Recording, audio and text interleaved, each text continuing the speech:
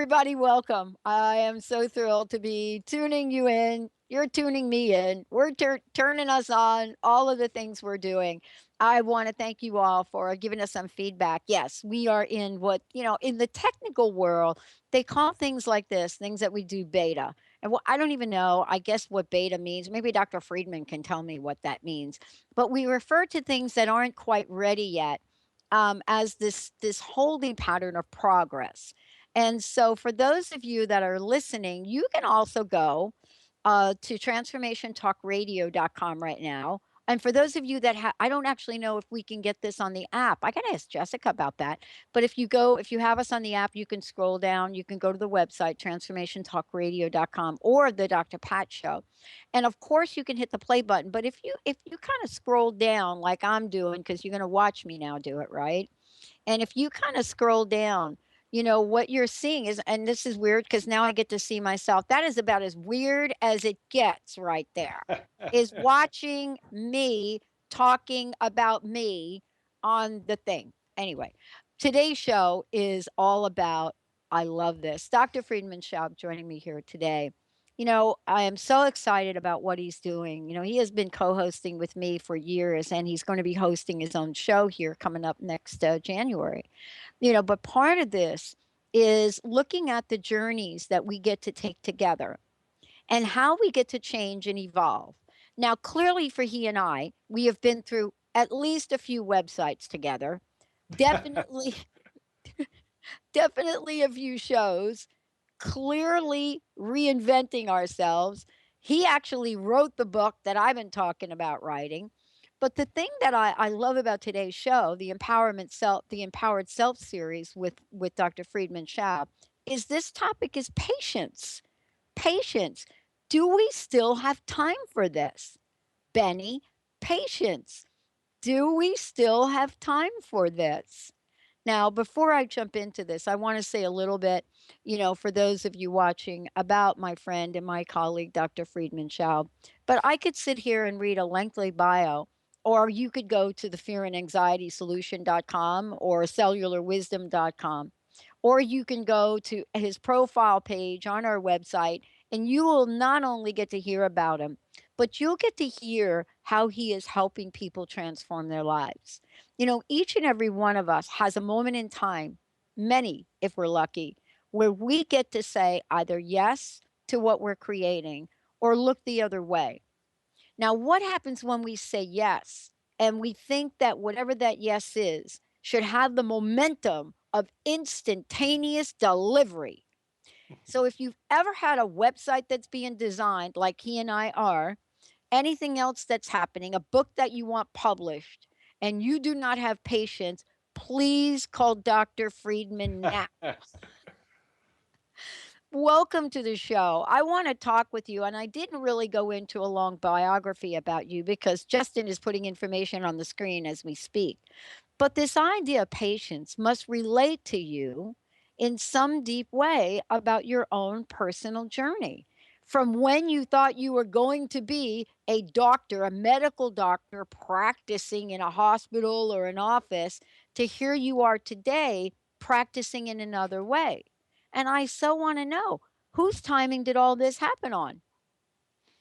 And Well, welcome. they say that you are teaching what you really have to learn. And when it comes to patience, I definitely wasn't born with a lot of it. Maybe it, was about my upbringing where I did have very driven and in some ways impatient uh, parents. But, what I noticed about my own journey, every time I was impatient and every time I was somehow, not really good at waiting for whatever outcome I desired, somehow it took way longer. I mean, we have heard this, many, many times that, the boiled pot or the pot that you're watching doesn't boil. And I think that's really something I had to learn the hard way. Now, in my own personal journey, patience played a big role because I needed to really have patience to let that what I'm doing now come forward. I was in cardiology and I was working in a in a university hospital, and there was no patience for the patient, and that was one of the reasons why I actually wanted to leave, because 5 minutes per person just to get a quick diagnosis, a quick treatment plan, move on, that didn't seem like that's what the patients need, which is patience.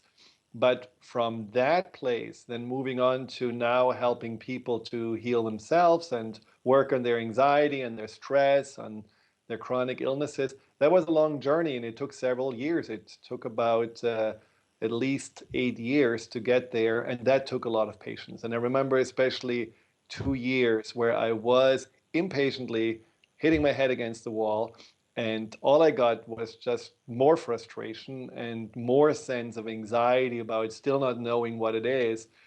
If I would have just leaned back and relaxed and now followed my own advice, then I think it would have been a much more enjoyable journey. You So know, patience is very dear to my heart, and I think it's an enormous resource that we all have naturally, but we just need to practice it more.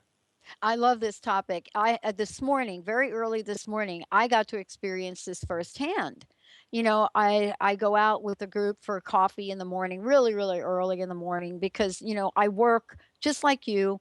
We don't really have a 9 to 5 kind of arena at what we do. So some days Mhm. I can work up to 10, 11 o'clock at night. So I try now, as you have so beautifully taught me, to integrate a balance. So this morning, right? Coffee's being made.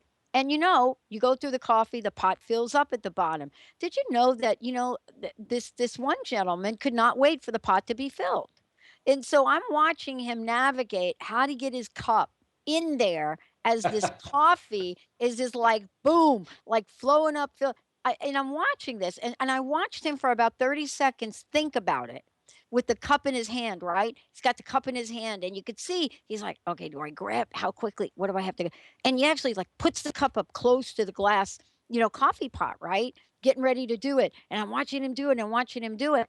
And he was so jazzed about doing it. I watched him pull the pot off of the thing, overshoot the flow. Clearly, overshoot the flow with the cup. He missed the cup. And I thought, I uh, got to talk to you about this. What a metaphor for life. When we are so ready to get in there and get it done, not wait for this beautiful pot of coffee to, of course, finish. It was almost finished. He could hardly lift up the pot as full as it was. And then by the time he had his moment, Dr. Friedman, moment of opportunity to get that cup right under there, he overshoots the goal. So well, is that I patience? What is oh, patience? Would that have been a demonstration? It's unfortunately in our, time and age, it's not really that we are given a lot of time, or at least we believe we're not given a lot of time. So I have understanding for this gentleman, because we are told all the time things have to go fast and things have to happen now, and if not, we are all afraid to be left behind. Yeah. So, look at how fast computers are, how fast internet connections are, how fast kids need to grow up and already have a plan for where they go to college. And I mean, there is no time any longer to let things unfold, and we have created this ourselves. This is not something that just came about.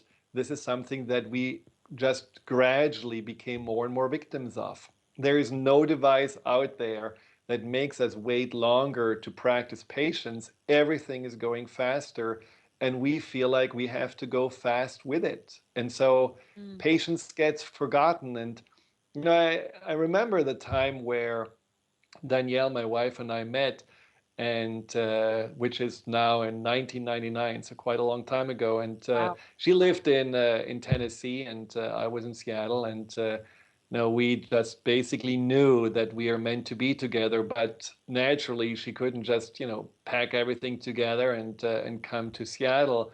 And so there was a time where we had a long distance relationship, and red eyes, got me to Tennessee at times, and then there were like 2, 3 weeks where we didn't see each other, and there was this meditation that I remember we were listening to at that time, which was called Patience Pace, and it was a meditation by Yogi Bhajan, and And I just love to listen to this. First of all, it was very slow, so you had to have patience to listen to it. But then the words were all about just letting patience become a bigger part in your life. And the gist of patience is also to trust that there is a timing to everything. And I think, this was one of the more important practices for me to learn to be patient. And it certainly helped to bridge the time until Danielle was in Seattle and made it much easier. So I certainly appreciated that quality of patience in that regard. I mean, the day and time we live in, and I wanted to talk with you about this, is that, some people say, patience was really something we learned from a pace that was much slower. For example, you talked about the red eye, taking a red eye, going, taking it, going to Tennessee. So, that red eye, if we go back, I'm not really talking about a whole long time ago. I'm not talking about like 2,000 years ago, but I'm talking about even 100 years ago, maybe even less than that. The idea of a red eye to get you from Seattle to Tennessee was not something that happened so easily. It was like this moment of acceptance that we had. And so now, are we having to accept a faster pace, learn how to adjust to it? And then the question when we come back is, where does patience fit in this magic equation? And does our idea, Dr. Friedman, of patience still work to help us with our fear and anxiety? Let's take a short break. We'll be right back. For those of you listening to the show, you can go, I'll give you the website when we come back. If you're watching the show on the Dr. Pat Show website, just scroll down to the middle. You'll see a live streaming video of this. Justin's at the helm, I believe, putting the graphics up there and information up there. We are taking your calls. If you have a question about this, this is a hot issue. 1-800-930-2819. We're going to take a short break. When we come back, Dr. Friedman's going to take us on a journey. It's going to take us on a journey. How does patience play a role, if any, to helping with the fear and anxiety solution? We'll be right back. Okay, all clear.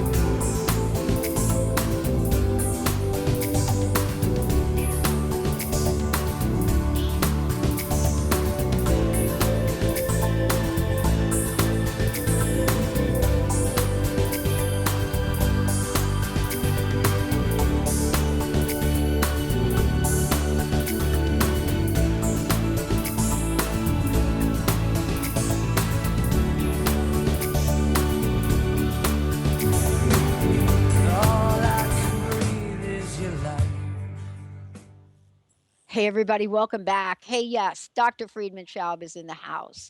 And I want to stop for a minute before we talk about this idea of patience, because many of you have heard me mention the fear and anxiety solution. Well, that is a journey I got to take with him as he was writing it. And it's so honoring for me to have someone like him demonstrate what it means to have a vision and a purpose and a passion and take that dream out into the world. And so today we're talking about patience as part of the Empowered Self series. But, underneath all of this, Dr. Friedman, is really looking at, the body of work you've done on the fear and anxiety solution, right? And I wanted to just ask you about it. How do all these things, how are they all interconnected? Well, fear and anxiety definitely is actually often triggered when we don't have patience. We all know this. You're on your way to work, traffic jam, you're stuck. Well, what happens? You get anxious. Oh, I'm gonna run late. I'm gonna miss the meeting. I'm gonna get in trouble. I mean, impatience and fear and anxiety are kind of cousins. And vice versa is true too. For the fear and anxiety solution, for fear and anxiety to be really healed and, like I really enjoy to say, to be outgrown, it is important that we have patience. Sometimes we unfortunately fall into this idea, oh, I have fear and anxiety. Well, I don't have patience for that. So let's take a pill and let's just push down all our emotions. Let's not feel anything. And that's going to make it better. And, lo and behold, people realize, no, that's not really the solution. But as fear and anxiety is teaching us, often it is simply a matter also of growing beyond old patterns, growing beyond old ways of thinking, old ways of seeing ourselves. So patience plays a huge role in our lives. And so there should be actually a lot of room for patience. Now, in all our technology and everything that we have been able to achieve, flying to Mars and beyond, we never really achieved to make pregnancy faster than 9 months. So there are certain things, we haven't really cheated nature in its cycles. There are things that we just have to realize, well, there is a certain timing to things. And like you said in the break, the universe has a timing that is right and has an intelligence that usually does things better than we, with our impatience, are trying to force things to happen. So when we want to practice patience, we also need to understand that patience is a very natural aspect that is all around us, especially in nature, and just going back to nature and getting a feel for how things are going at their own timing. You can, just as a simple exercise, take a seed, plant it in the ground, and then patiently wait for that flower or that carrot or that tomato to come out, and just really see that, yeah, this is actually fun. It's fun to see that patience doesn't mean still stand. Patience means there is a flow, but it's at a rhythm that it needs to be at. And it's not something that we can necessarily force or push to be any faster, because that would actually not work, especially in that example of the plant. Yeah, I have a question for you because I've been thinking about this, knowing that we're going to talk about it today. I mean, is the idea of there being less time a reality or an illusion? And the reason I say that is I remember when the whole conversation about technology was in the forefront, right? And we were talking about how technology was going to help us have more leisure time. Do you remember that? I'm a little older than you, but I remember that conversation. I remember how technology was going to help us have more time, computers, cell phones, all of the above. And, the question mark is that really true today? Or is it that we're now expected to do more in the same amount of time? It's a really interesting question. Do we have less time or is that an illusion? Well, the day is still 24 hours, but what has been changing is how we spend our time. I think especially all these electronics are in many ways, time suckers, because we spend so much time not being present in the now, but somewhere surfing in the future in a different country. We are not spending time face to face. We are spending time texting somewhere, to a person that is far out of reach. We are not spending time simply getting bored and maybe getting a little bit creative with ourselves or just chilling out.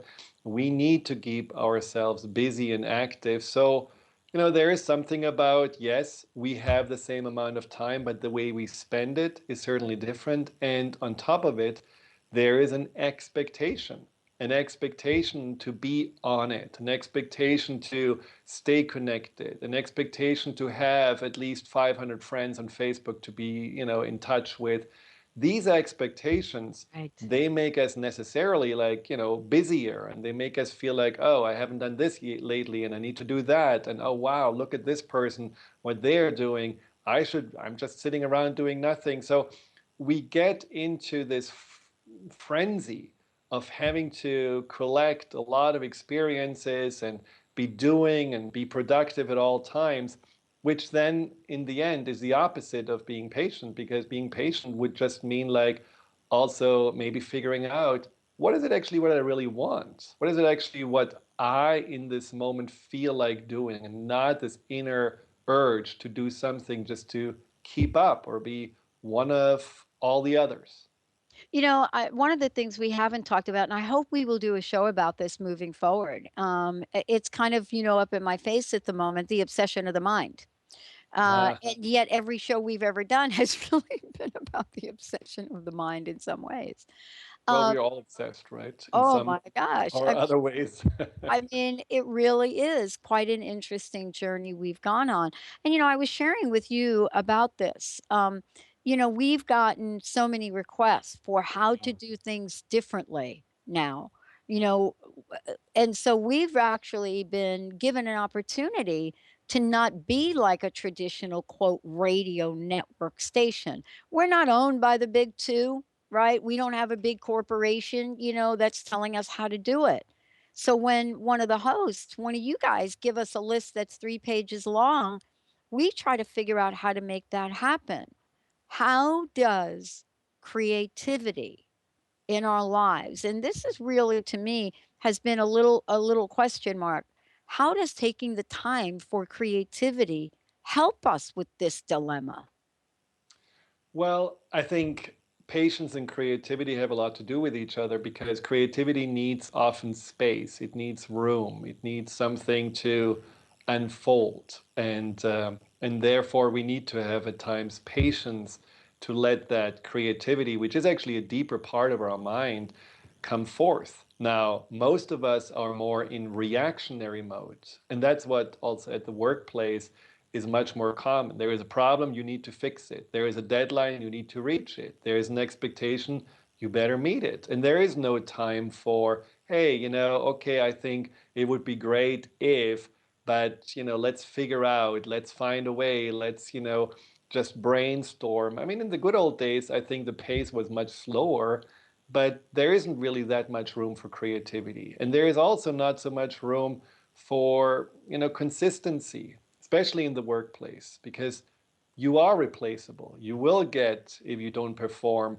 just the boot. And then, the next person comes in. So there is also a fear at the workplace that is stifling creativity, because you feel like that the people that employed you are impatient. They're impatient just like the stockholders are impatient. And when we now see the fluctuations on the stock market, I mean, that's nothing but impatience, because they feel like panicked with every little announcement any person makes, and then it's going to be selling or buying. And it's just, the world right now could really use a little bit of patience, because what we are doing right now is in some ways chasing our own tails.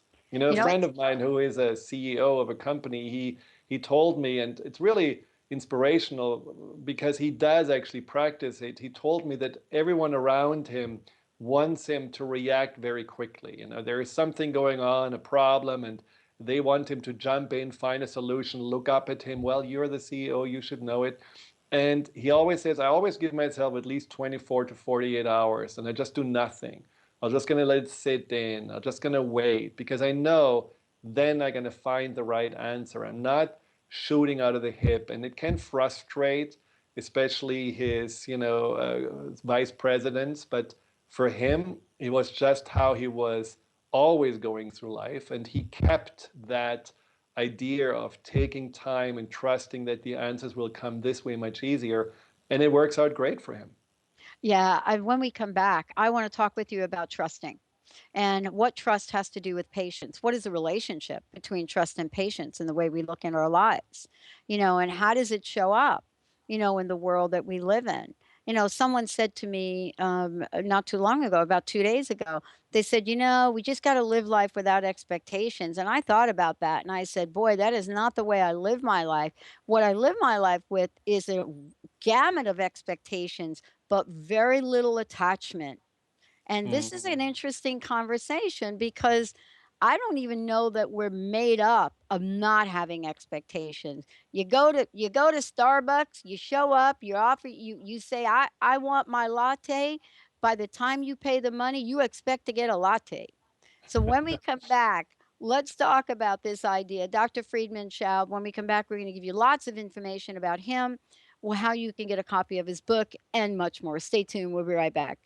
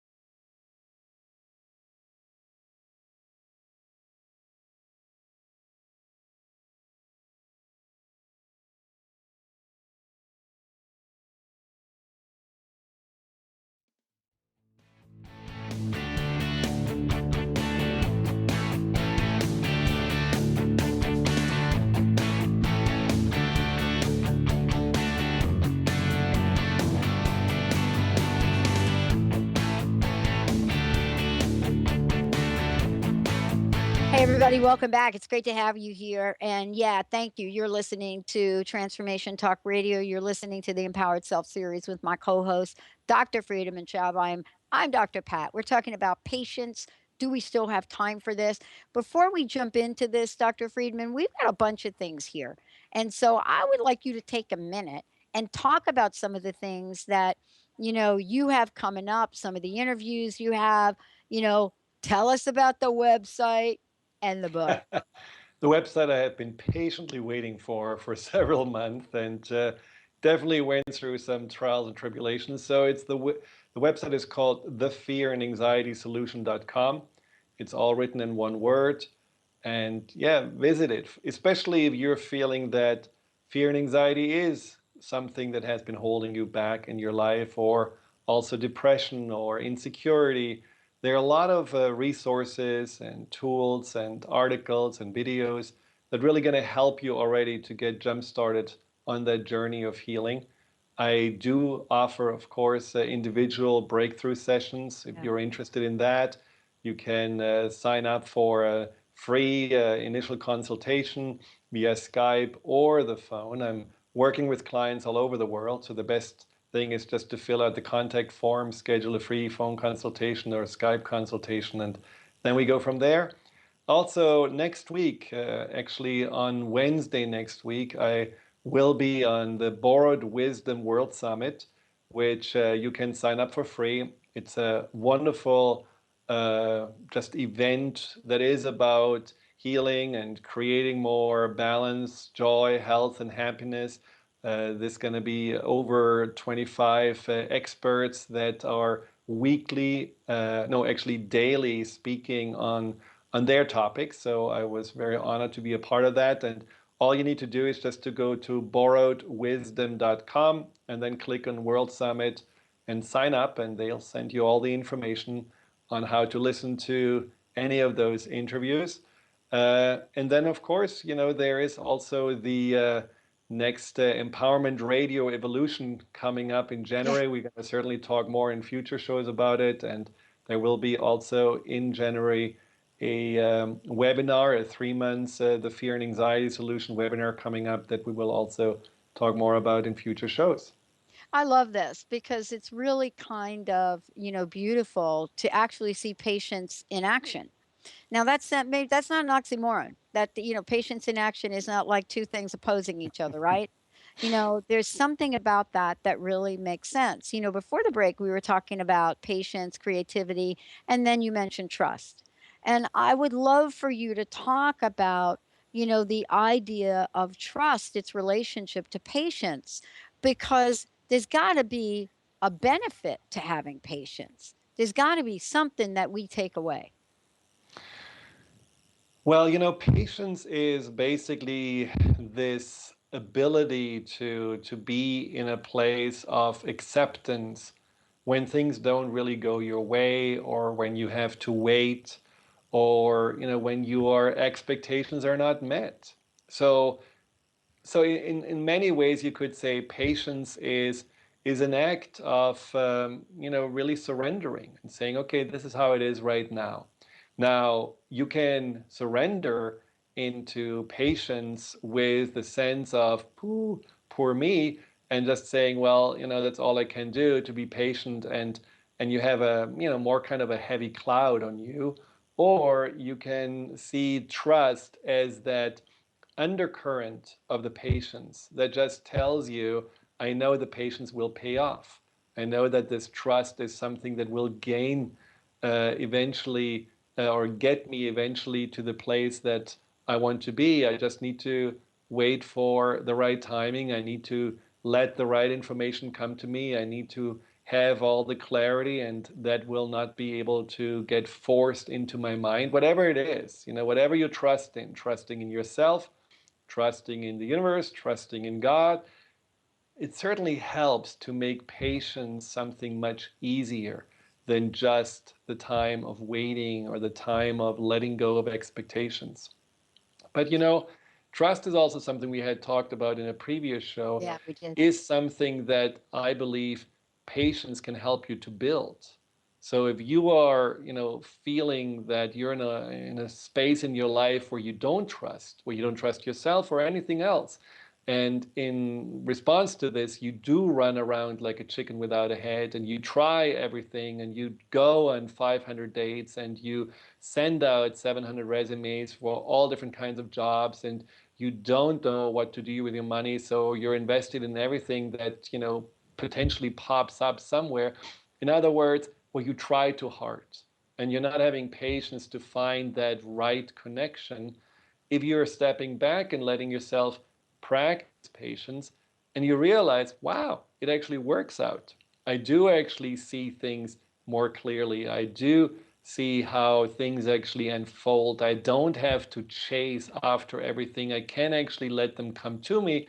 It actually builds trust. It's going to help you to go through life with a much greater sense of peace and confidence. So, in that regard, patience is also a wonderful practice in that building of confidence and trust process that I think we all need to really engage more in, because who has enough confidence? Who has enough trust? I don't know anyone. I just know that this is something we, just as human beings, as our consciousness, need to work on. And it's a joy to work on that. Yeah, well, I'm going to have to schedule a session with you because the bottom line is you're talking about 500 dates. I'm trying to get one date, Dr. Friedman. Okay. Forget about the 500 dates. You know what I'm saying? It's like, I mean, and I don't think I'm alone in listening to this. For those of you guys out there, I want to know from the listeners, how well are you doing with this patience idea? How patient are you right now? Do you want to get some help with this in the show? 1-800-930-2819. Give us a call, 1-800-930-2819. So much is said about patience. We talk about patience from everything from what goes on the job. But I will tell you, I would love for you to address, this right here. We seem to really have short fuses in some very specific areas of our lives. Our spouse, if you have one, our children, if you have any of those, uh, and we've kind of, given ourselves away to the work idea, meaning that maybe we don't have patience at work, but boy, we have resigned to a sense of powerlessness at work. And so, I think that there's a trick here because I'm not so sure if we really get the difference between powerlessness and patience. No, that's completely different. Absolutely. I mean, I think when you are feeling powerless, you feel ultimately resigned, and you feel out of control, and you feel there is nothing you can do. It's a very, very depressing state, and there's not a lot of hope. I mean, yes, you may have to have patience just to make it through until you get into retirement age. But that's not the patience that I'm talking about, because it's not a very healing place. It's not a very positive place. But if you're saying, for example, I want to have a different job, and I want to maybe advance in my career, have more options, so I gonna take the 2-year course that happens on the weekends, and I'm just gonna be patient with Yep. that, and I will go through the 2 years, even being stuck in the job I don't really enjoy, because I'm gonna be patient with the building of the next chapter of my life. Then it's gonna pay off, because it's in many ways, patience needs purpose. And if you do have a certain purpose attached to the patience, it's going to happen. That's why women are willing to go through all the pains and all the discomfort of pregnancy, because they know the purpose of being patient is to not say, oh, 7 months are over, I am done with it, let's get it out of me. No, they know I need to wait another 2 months in order for this child to have the best chance to be ready for meeting the sunlight. And so there is something also with what you talk about, with getting one date. I mean, there is also a purpose connected to that. You want to have the right date. It's not about having Right. all these different experiences. It's about there is a right person waiting somewhere, and I let that right person come to me, and I got to be patient with that. And so that's certainly an important connection, this purposeful patience Yeah. rather than the resigned patience. Well, there is a relationship, isn't there, between patience and scarcity thinking? It's an inverse relationship, so to speak, right? Yeah. Because I can think about points in time where I got very, very anxious about something that I wanted to happen, especially when I was, finishing up at school. And, I was really in a place of like, oh man, I want this to happen like now. Why isn't it happen now? Because I was at a place of fear. And I was at a place of fear because I was at a place of what happens if I don't graduate? What happens if I don't pass? And so we run quicker, quicker, quicker to try to get that thing that we want. And doesn't that actually hurt us? Doesn't the running faster actually hurt us? What do we have to do to pause? Well, it often drains a lot of energy, and we run in circles, we take detours, we don't really take the shortest line. Sometimes patience is actually a much faster way to get from A to Z than just running in the zigzag that lots of people are doing because they want to force the outcome rather than letting the outcome actually happen or just unfold. But I think with what you just said, it is normal to be scared when things are not really happen the way you feel they should be happen, because there is the what if, Mm, there is this negative thinking, and there is the distrust. And it's all about, whenever we are scared, it's about the feeling of I need to be in control, I need to know, I need to be sure. And that is certainly something that's completely the opposite of patience, because if you want to know and if you have to be in control, and if there is any kind of waiting period, that feels excruciating. At the mm, beginning you get frustrated, the longer it takes, the more you doubt, and then you get scared. I mean, that's in anything that you have to be patient with.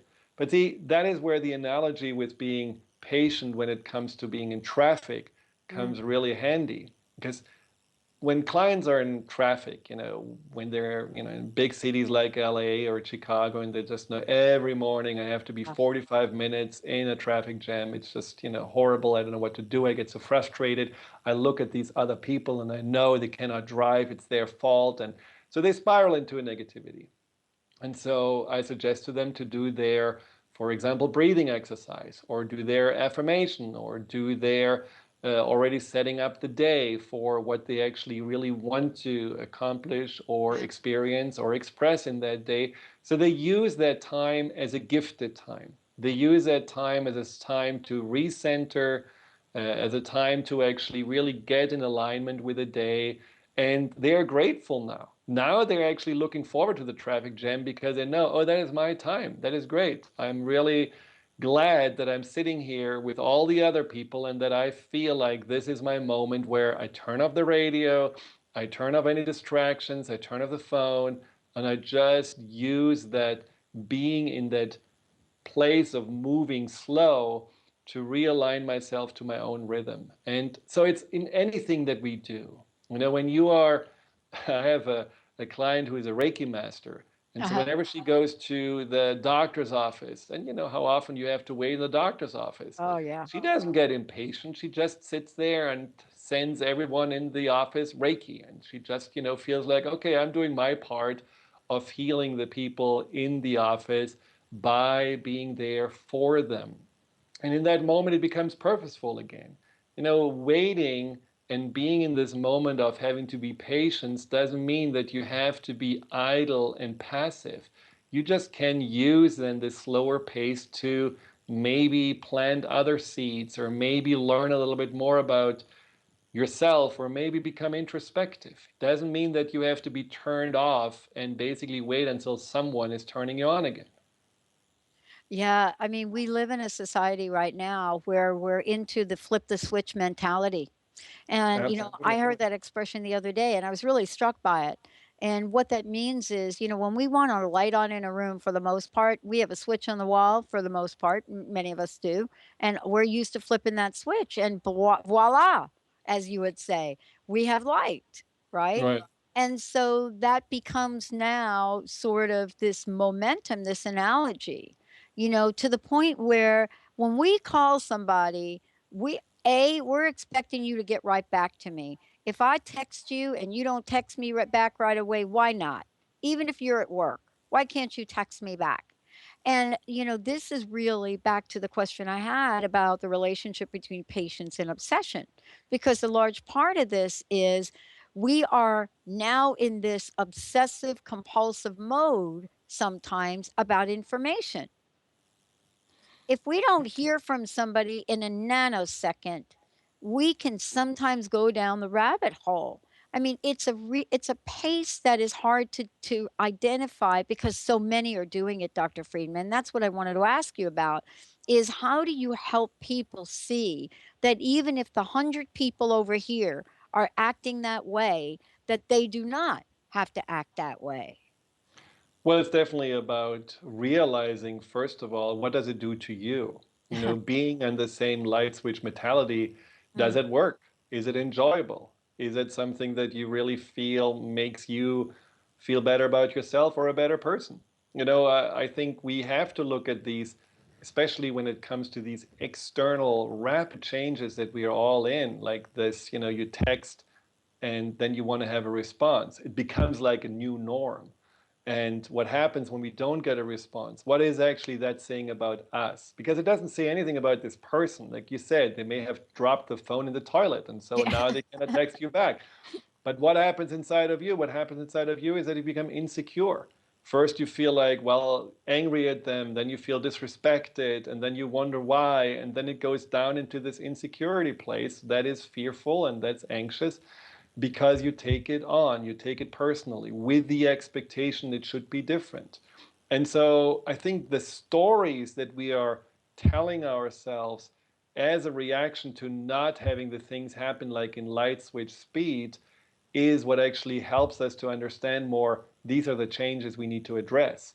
So confidence, a greater sense of, really self-reliance rather than feeling I only get a sense of self-worth when I get the response from someone else or the approval from someone else. A greater sense of trust because I know a lot of mothers that don't immediately hear back from their kids when they're Yeah. texting Yeah. already see them in the ditch or see them hijacked or whatever. So that's also a level of trusting, letting go a little bit of that electronic umbilical cord and be willing to let the kids also have their own experiences and their own trust. In the good old days, we were not able to always survey the children. We were not immediately getting in contact. I mean, sometimes, we had to write letters and wait for a week to get a response. We were lucky. Yeah. And that is something that we cannot even imagine anymore really doing because we are too impatient. But isn't there something that we can practice? Isn't there something where we could say, well, maybe we're getting too stiff, too rigid with our expectations and how we think it should be? And maybe we need to stretch a little bit. So let's write a letter and see that we get a letter back and just be really excited about that. And rather than expecting this instant response, let's do something like just using time that is gifted to do some breathing, some introspection. Let's realize when we do feel impatience that it's not the problem of time or the problem with the circumstances, but it's our problem that we need to address in regards to what is actually the symptom of impatience telling us about ourselves. Let's use all of this to really become more empowered. You mentioned the symptoms of impatience. Let's talk about those for a few minutes. I know we've got a little time left here, a few minutes left. When we say symptoms of impatience, as you were talking, I wonder if we even recognize now, Dr. Friedman, that, we are in that impatient zone. Do Mm. we actually recognize this? As you said, what are some of the symptoms of impatience? Well, certainly your mind starts to run and race and look for reasons why things are not the way they are. Mhm. Nervousness, stress, feeling frustrated, irritated, and just basically wanting to be out of the present moment, already looking forward to the next thing, especially when you have to wait.